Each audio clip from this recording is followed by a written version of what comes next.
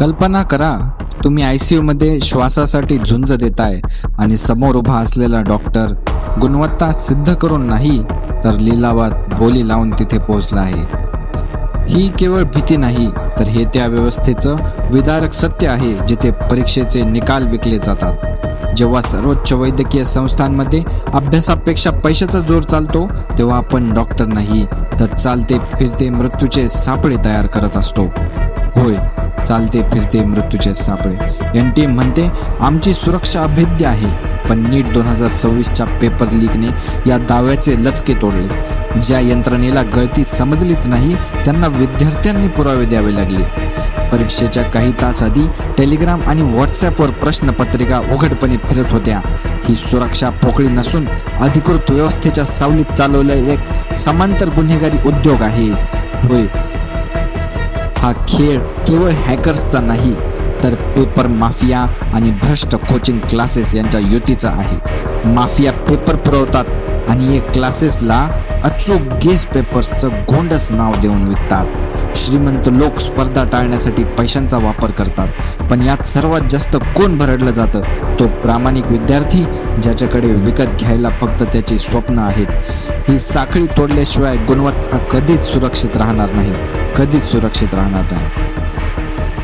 ग्रामीण भागातील एका कुटुंबासाठी नीटचा प्रयत्न म्हणजे आयुष्यभराची पुंजी असते.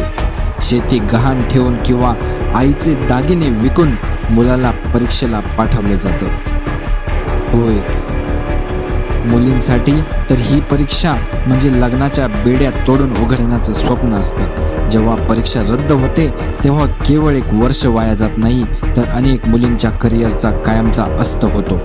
हा केवळ प्रशासकीय गोंधळ नसून गरिबांच्या हक्कावर मारलेला दरोडा आहे. या underworld mafia, corrupt coaching centre आणि या पूर्ण साखळीमुळे बिचारा विद्यार्थी निराश होतो आणि त्यामध्ये भरडला जातो.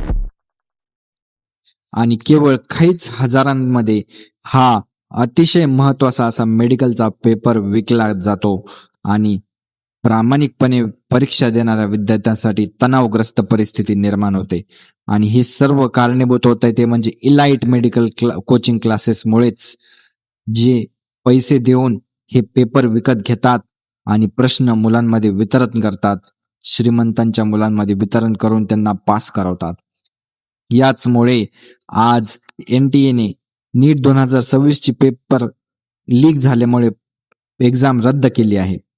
शेती गहाण ठेवून आईचे दागिने विकून मुलाला शिकवलं जातं. मुलींसाठी तर ही परीक्षा म्हणजे लग्नाच्या बेड्या तोडून उघडण्याचं स्वप्न असतं. जेव्हा परीक्षा रद्द होते तेव्हा केवळ एक वर्ष वाया जात नाही, तर अनेक मुलींच्या करिअरच्या कायमचा अस्त होतो.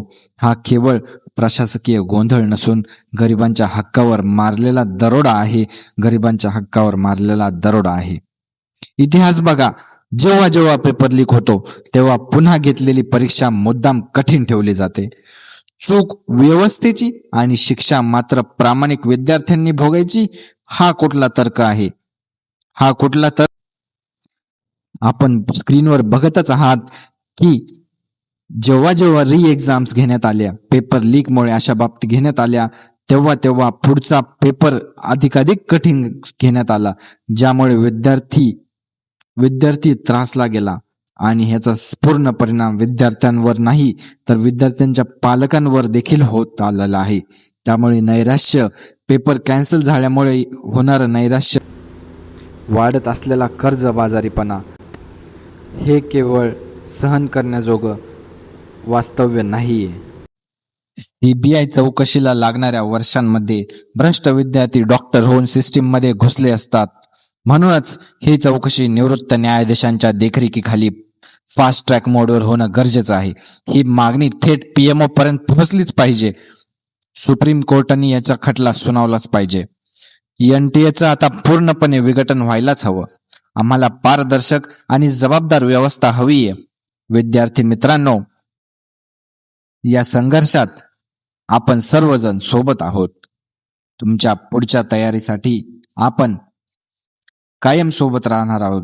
त्यामुळे खचून जाऊ नका, कारण तुमचा आवाज ही व्यवस्था बदलू शकतो.